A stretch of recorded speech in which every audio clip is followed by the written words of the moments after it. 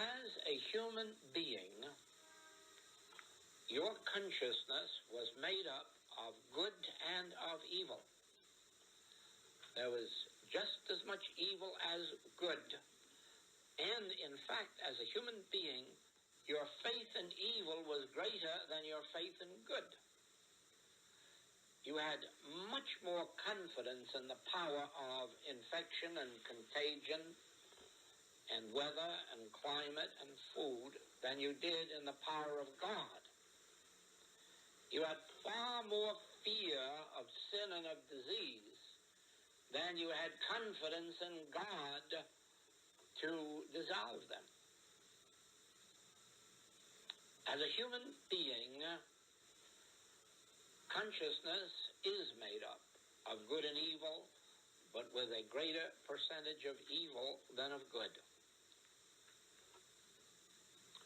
Now,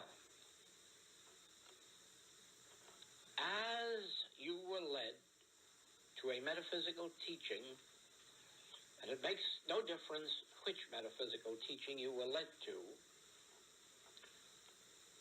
this particular principle is common to all of them, and that is that the power of good is greater than the power of evil. The power of truth is greater than the power of error. The power of the immortal is greater than the power of the mortal. The power of God is greater than the power of sin or disease.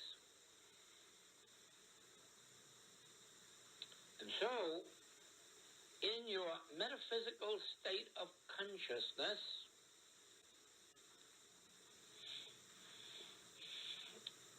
you developed a whole new consciousness, a consciousness that began to lose fear, judgment, and criticism of sin, disease, death, lack, and limitation.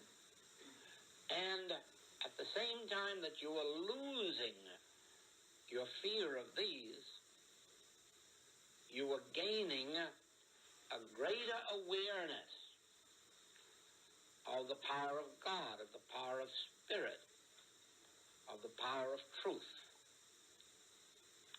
You were reversing human consciousness. And now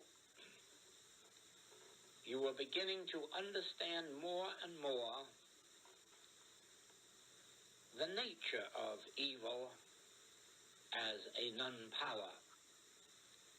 Certainly, as far less a power than the power of truth, the power of God, the power of spirit.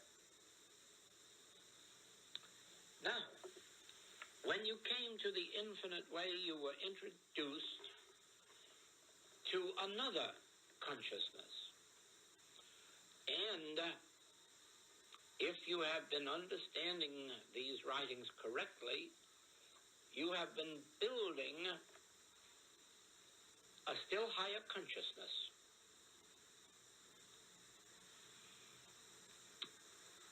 A consciousness of neither good nor evil. A consciousness of no power. A consciousness in which you do not use one power to overcome another power. A consciousness in which you do not have God to overcome sin, disease, or death, because you've already realized that sin, disease, and death have no existence. Therefore, you have no need of a great power when there are no other powers for it to operate on or through. If you have understood the message of the infinite way correctly, you have been building to a consciousness